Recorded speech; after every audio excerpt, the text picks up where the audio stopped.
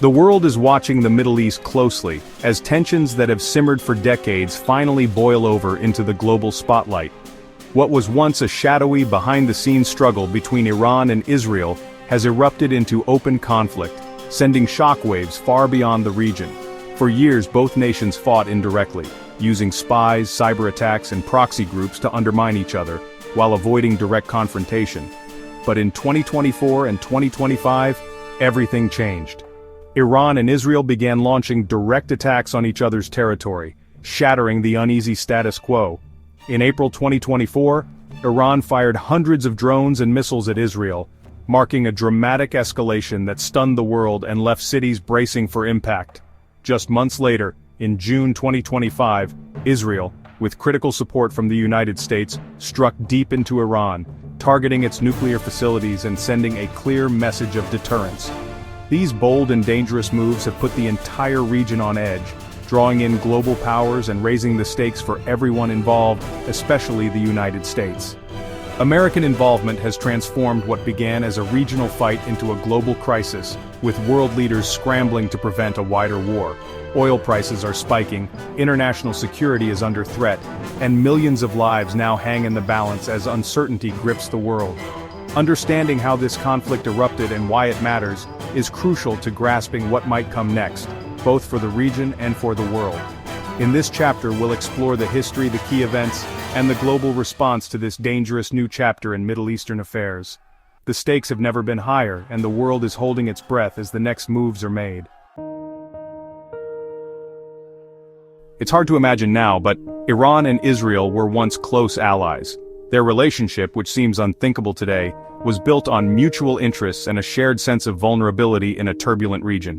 In the decades before the Iranian Revolution, the two countries quietly forged a partnership that would shape the Middle East in ways few could have predicted.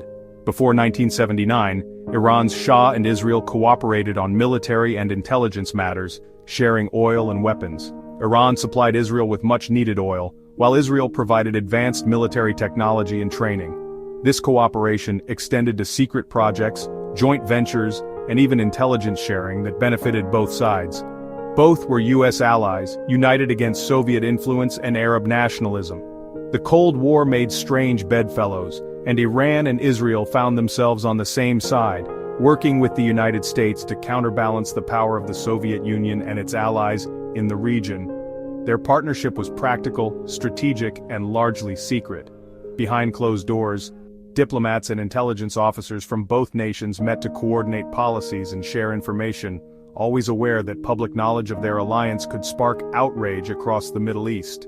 But everything changed with the 1979 Iranian Revolution.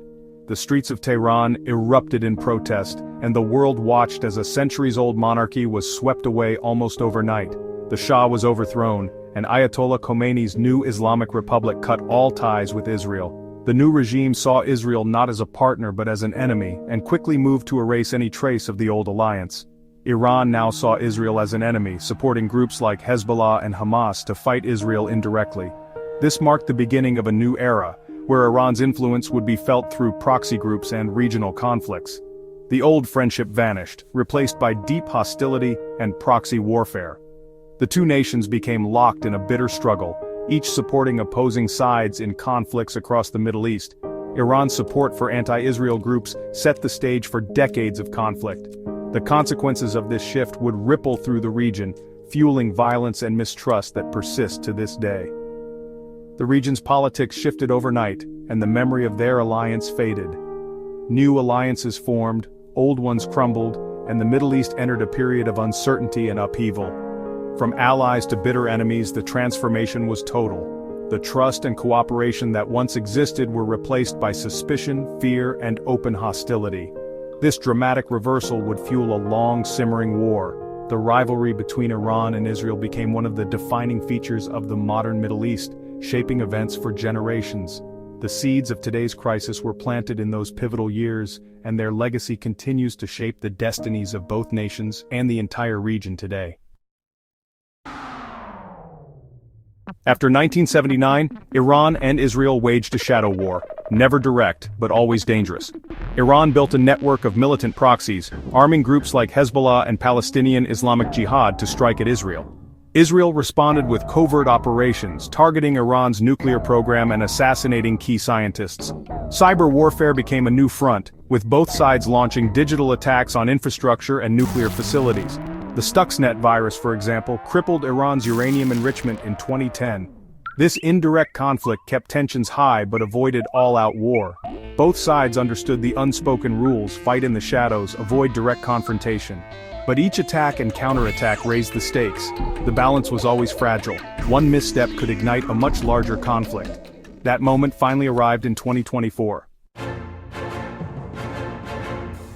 The Shadow War ended abruptly in April 2024. An Israeli airstrike on Iran's consulate in Damascus killed top Iranian commanders, a major escalation. Iran saw this as a direct attack on its sovereignty and responded with over 300 drones and missiles launched at Israel.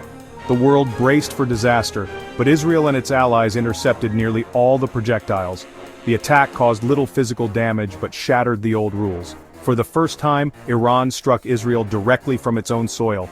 Israel answered with limited strikes inside Iran, targeting military sites but avoiding all-out war. The psychological barrier was broken. Both sides had crossed red lines. The era of indirect conflict was over. Now direct confrontation was the new reality. The region became far more volatile and unpredictable. The stage was set for even greater escalation in 2025. After the direct attacks of 2024, Israel prepared for a decisive blow. By June 2025, fearing Iran's nuclear progress, Israel launched a coordinated campaign of covert strikes. Mossad and the Air Force targeted Iran's air defenses, missile sites, and key commanders. Strikes hit radar installations, missile launchers, and even symbolic sites like Evin Prison. Airports were bombed, destroying military aircraft and crippling Iran's ability to retaliate. These operations aimed to dismantle Iran's offensive power before a wider war could erupt. The strikes were devastating, sowing confusion and panic within Iran's leadership. Israel's gamble pushed the region to the brink of total war.